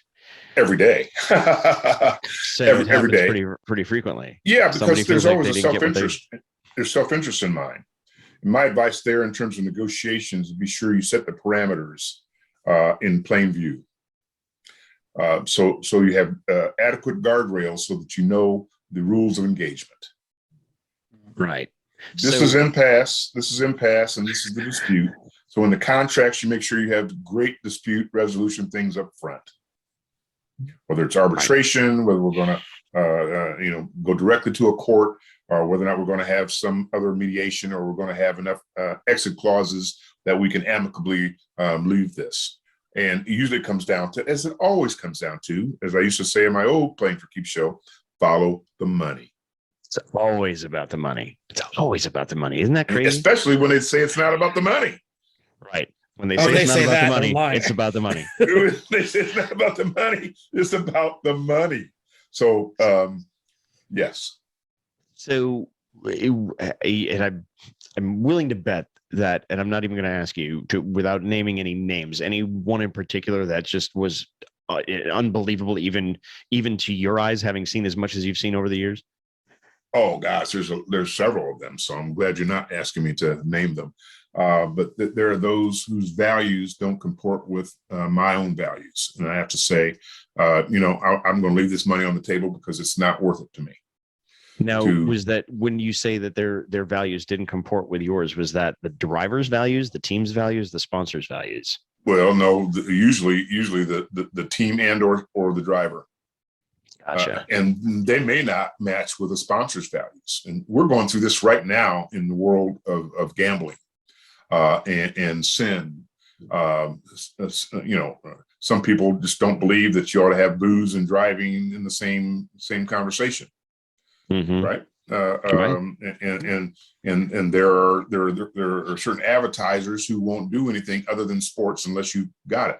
I used to call it the sports industrial complex. Whether you like the sport or not, the purity of it or not, in some way you're supporting it. If you drink a Miller Lite beer, you're supporting a brand that has a licensing value and a right with the sponsorships attached to it, and that goes to the team. So if you're adamantly opposed to drinking light beer, you're still supporting it, whether you want to or not, whether you like it or not. Right. You're an unwitting co-conspirator, apparently. You got it. That's pretty good, man. I'm gonna have to use that. Feel free. I stumble across these nuggets every once in a while. That's pretty good, Kevin. So, okay. It ultimately, I mean, just hearing you discuss those experiences, it's almost like, and in my experience, racing is perhaps maybe even a little bit worse than other sporting industries, and I'm just going to use that as a blanket term, whether it's pro football, hockey, baseball, whatever. But man, There is always, and it just seems like it's more so in racing, maybe just because I'm as close to it as I am, but there's always this sleazy little underbelly that is out there that, man, if you are not careful, and to your point, Milt, about laying out the parameters and understanding exit strategies and where laying all the cards out on the table, man, somebody's going to get screwed, and it's usually the guy that has the most to lose, be it a driver or the little team that needed it and is willing to skirt the rules, or they're willing to cheat somebody out of something to give that to this guy because he's their heater that's going to make them look good or whatever. And it's just, that's the part of the sport that I don't like very much. Well, there's so much of human nature that you can't control for in a contract. Right? True. I mean, I can do a good deal and still just shake somebody's hand, and I know that there's integrity on both sides, and we're going to do what we say to have it. And I even have a lot of my little consulting contracts to say, you know what, I don't need your business bad enough to sue you over it. If this is not working out for you, I don't even want to work for you. Yeah, I agree. And so we're out of there. We do one page contracts. I'm serious with my clients. It's like just the other day.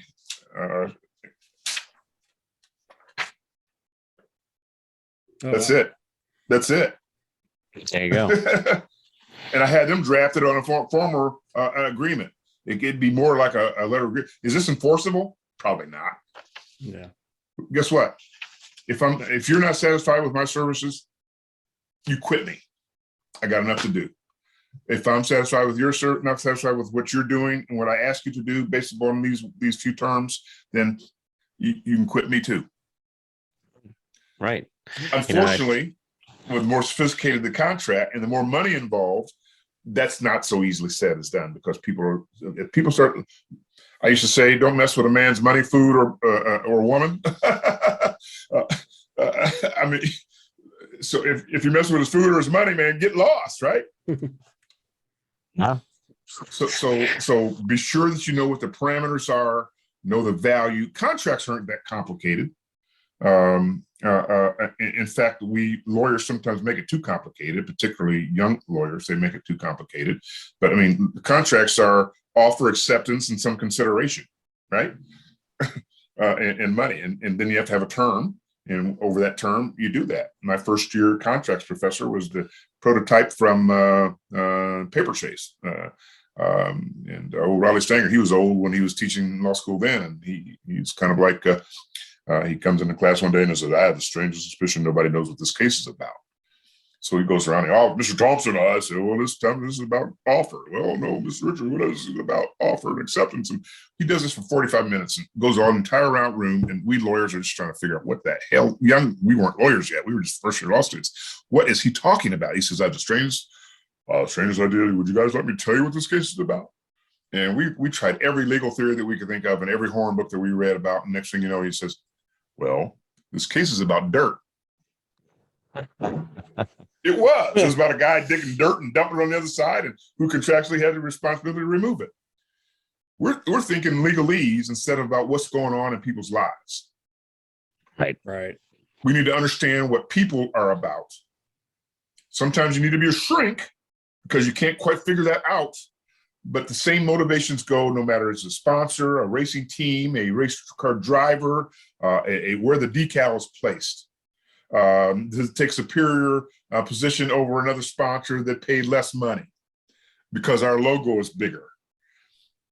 Right. Or because that team owner was buddies with the guy that owns that company. You understand. Yeah, personal relationships. Yeah. Exactly. So if you don't understand those relationships and you start trying to jam stuff into a document, you may as well have a one-pager like mine that I can tear up in 2 seconds.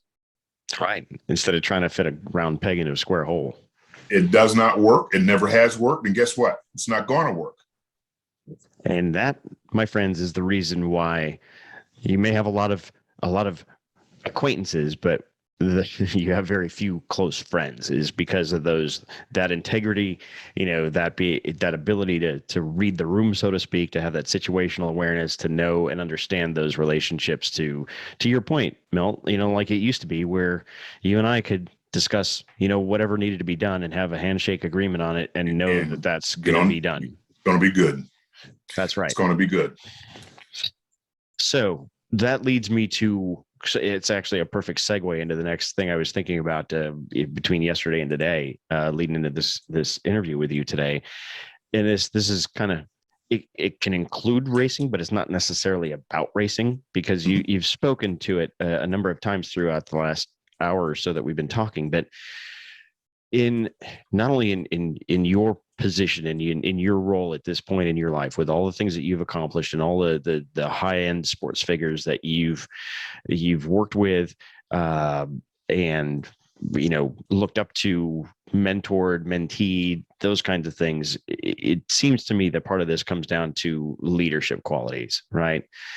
And you are one of those guys that I look up to as a leader of the community, not just because of the things that you've done. I mean, anybody can come up with a great resume. I'm not saying that yours is Sure. less great as a result. Yours is legitimately earned and well deserved. But does it take that kind of a thing to become a leader in, whether it's your family or your faith, your industry, whatever it happens to be? Yeah, I think all the above, Kevin. Without being sarcastic or about that, I was stunned by the honor of the Whistler Award that I got, and I mentioned to you that. And after this long-standing ovation, I looked around and who walked in the room? Did the Pope come in here? I mean, I was literally stunned by it. And folks said, well, no, that's why you get these awards, because you don't do things to expect those awards. People go expect those awards, they never get them. and I learned something by that. My daughter, who is a leader in her own right, and I know where she got her good looks. I have no idea where her brains came from, but good Lord have mercy. She is an associate professor of medicine at Johns Hopkins, and just got transferred to NYU, the entire transplant unit of Johns Hopkins, and they still have adjunct status there. And she makes more money in 1 year than I ever made in 1 year. So I like them apples. So I'm glad I sent her to law school, right? Yeah. But we were driving along one day a few years back, and she says, "You know what, Dad? You've been practicing law more than half your life." I said, "Really? So what do you think about that?" She says, I don't think that's what you do anymore. That's who you are." I said, "Don't you ever repeat that in public."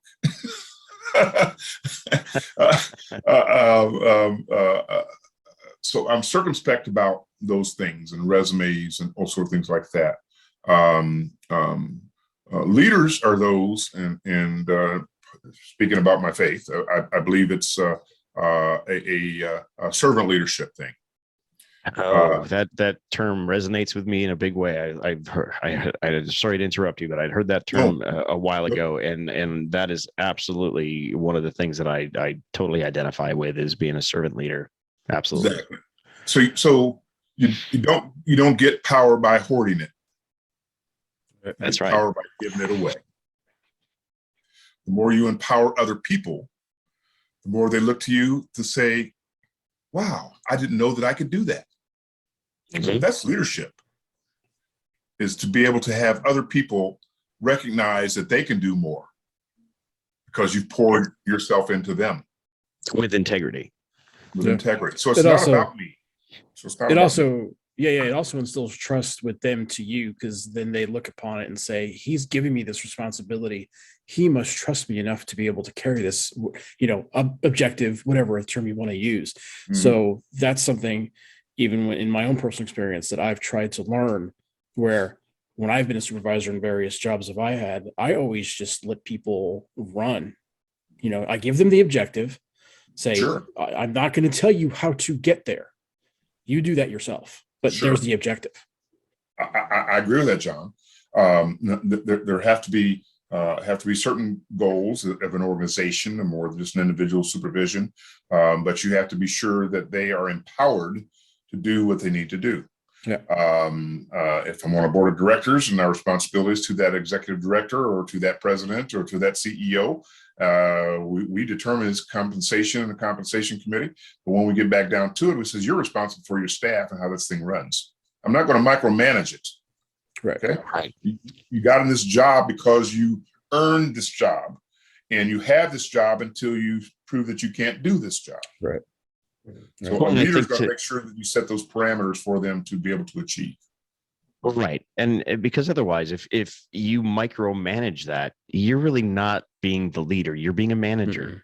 And there's a difference between those two. Exactly. And I think that's significant. Exactly. So leadership is a function of serving. And I truly believe that. And people say, well, Milt, you're my mentor. And I keep hearing this term. I said, I'm not old enough to be your mentor. Then they'll say, or I'll get some lifetime achievement award. And I say, I hope I'm not at the end of my life. I have plenty of time to screw that up. Right. Don't these things usually come when it's near the end? You might want to take that back. When they were getting my exploits at a recent award, I was just saying, I hope this is not my obituary. Hopefully I got a little bit left to go. That's right. Got a little bit left in the tank here. You got it. So, and I think, as it does relate to racing, I think that's why you continue to see the Penske's always run at the front, as he has for decades. That's why you continue to see Ganassi at the front. You may not necessarily like the people personally, but you got to believe that with organizations of those size, and for that matter, whether it's, Joe Gibbs or, any of the top teams in NASCAR or McLaren or AMG Petronas in Formula One, I mean, those guys aren't the world champions or race winners or champions because they have crappy leadership. It's because they know how to lead people, get the right people in their positions, and then get the hell out of the way and let them do their jobs, and then recognize them, for the job that they do. Now, there is a thing called leadership styles. And some styles are autocratic and you do it my way or it's the highway. And that doesn't mean they're inefficient. It doesn't mean it's right, wrong, or otherwise. It's just that style. So I mean, the golden rule, right? Gold rules. If you got the gold, you can kind of rule it the way you want. How you going to tell me how to spend my money? You're not going to tell me how to spend my money, but I can tell you how it can help you get a better yield on your money.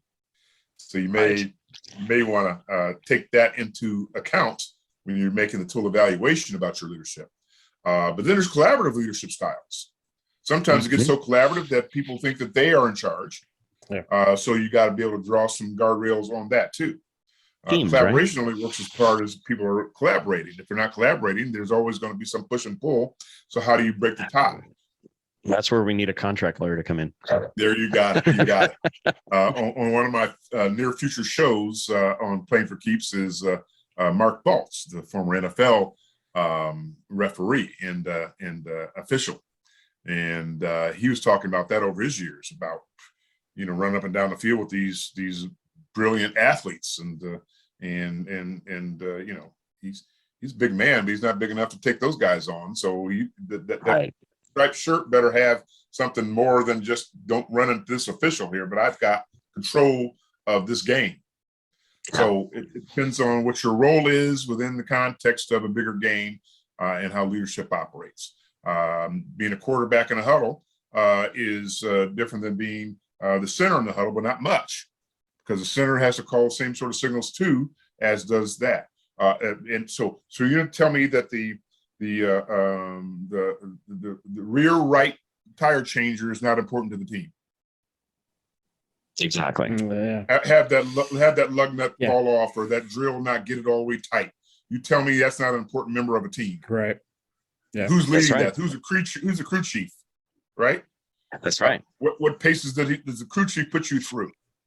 And if you think that you're driving this car as the driver only, you better think twice about your own safety. That's right. And that also plays into another kind of more nebulous aspect of that leadership role, and that team environment is the chemistry that's there. If you have the chemistry, that also plays directly into your leadership and the ability for these people, whether it's a tire changer, the vent guy, the jack man, the guy that's turning the extra couple of half turns of front wing on the car, makes them feel that we're all rowing in the same direction, we're respected, and everybody's got to do their job to the best of their abilities. Otherwise, that elusive goal is going to continue to remain elusive. Well, think of any team out there, Kevin. Just think about that, John. Just think of any team out there. The individual parts may be great, but oftentimes they don't win. Right. Why don't they has win? to be greater than the whole of the parts. It has to be. So most that's of leadership. You can evoke that. That's the deal. Most of like Tom Brady, one of the greatest, it may be the greatest quarterback ever. He couldn't have done it without a line. Right. Or a great coaching staff, a great general manager to draft the players, draft and develop trades, things like that. So, yeah. Name a team sport, and people always argue about who's the greatest of all time and all that sort of thing like that. You can look at individual accolades, but you can argue from era to era. But winning still matters. That's right. That's exactly right. Awesome. Well, all right, Milt, as we get ready to throw the white flag here, since we've taken up a good couple of hours of your Friday afternoon here, John, anything else for the good of the whole here before we kind of get some final thoughts from Milt? No, Milt, I just want to say thanks for coming on the show, and meeting you was great. You're really just a huge resource of information and knowledge that I've never been really exposed to this level before. So thank you. Well, my pleasure. And I'm glad that you found a way to put a nerd egghead on your show instead of all these superstar celebrities that maybe I can fit in at some point. And thank you for your leadership in acknowledging a guy like me to fit your portfolio of your great show. Well, Milt, I can tell you, you are as big, if not a bigger celebrity than anyone else we've ever had on this show. So please do not sell yourself short. You were one of those guys that I immediately took a great deal of liking and a high level of respect from the moment we were introduced several years ago. So, so thank you. It's a huge honor to consider you a dear friend, and for you to carve out a few minutes of your day, actually a lot of minutes out of your day, is a big ask, and I appreciate it. But anything else that you would like to talk about, Milt, that we didn't cover? I know we covered a lot. I encourage people to continue listening to you too. You've got a wonderful format, a great podcast. Make sure that you can spread it far and wide, and make sure a lot of people get to listen in. Motorsports is at the heart of Indy, but it's the heart of a lot of places around the world. And that you're taking this cause on with aplomb. I think that's a great thing to do. And I'm looking forward to hearing more from you on other shows. Absolutely, you will. And thank you for the kind words, my friend. I appreciate that. We are actually, to that point, we have been kind of exclusively for the last 2 seasons since I relaunched the show as a podcast only, just on the audio part of this and not the video. But we are actually looking into some software and some technology that would allow us to not only have the video that we could put up on YouTube, but allow us to live stream it, not only to YouTube, but to Facebook and to LinkedIn and to Instagram. So hopefully in the near future, we can get something settled on and sorted out, and we can navigate it without too much technical difficulty. And then we can actually have people interacting with us and asking you questions as opposed to us schmoes here. So thank you. Absolutely. No, thank you. One last question that I do have for you, in looking through some of the background stuff in your notes, with you founding RBI, with the interest in the connecting the youth with baseball and softball. Are you still involved in that organization? Well, I'm the emeritus director, emeritus founder. And yes, so the safe answer would be yes. Yes. So I work with their executive director. I help them with behind the scenes things. They always still come to me for advice in terms of board development, growth, funding. I send them a check every year. And I'm more interested in the lives that have been changed through that program over the last 30 some odd years. It initially was my baby out of the back of my car, and then it turned into an organization. And really blessed it has become a part of the sports institutional fabric around here. And the affiliation with Major League Baseball's RBI program is a significant step towards that direction.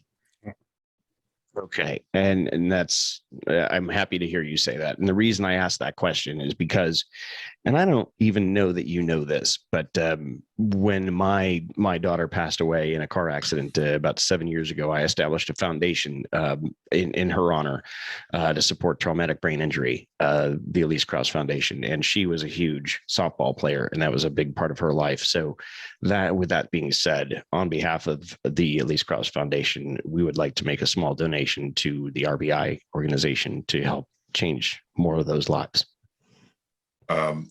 Thank you. I'm sure they will appreciate it and put it to good use. in honoring your family. And that's an amazing thing that you do in tribute to your daughter. And we just had that challenge I was a guest at a Rotary Club the other day where they also made a challenge of some money towards that organization as they're trying to develop a facility out on the east side of Indianapolis. So with a couple of companies involved. So I get a chance to represent them even without having to do the heavy work anymore. So there you go. I respect that. But thank you so much, Kevin, for that gesture. It's unbelievable, and it's a God thing, and I appreciate that. John, good to meet you and know you as well. You too, sir. Wonderful. And so Milt, we will talk here more offline in a moment. But seventh year Over Rev fans, man, this has been one of probably the fastest 2 hours we've had in a long time on this show with the great one, Mr. Milt Thompson. And Milt, once again, it's my privilege to consider you a dear friend, and I'm so grateful that you took the time out of your busy schedule to chat with John and I here this afternoon. And make sure, folks, that you check out Playing for Keeps. You can find it on YouTube. If you're not living locally in the Indianapolis area, it is on WHMB TV, channel 40. Tonight's show, Michael Irvin, and your other guest tonight, Milt, is Devon McDonald. There we go. Notre Dame and Colts linebacker. You can see that one and many, many more. So be sure you check it out. Milt, once again, thank you so much. Appreciate you. Appreciate the man that you are and the friendship that you've given me and the relationship that we've been fortunate enough to have. So thank you. Couldn't thank you enough.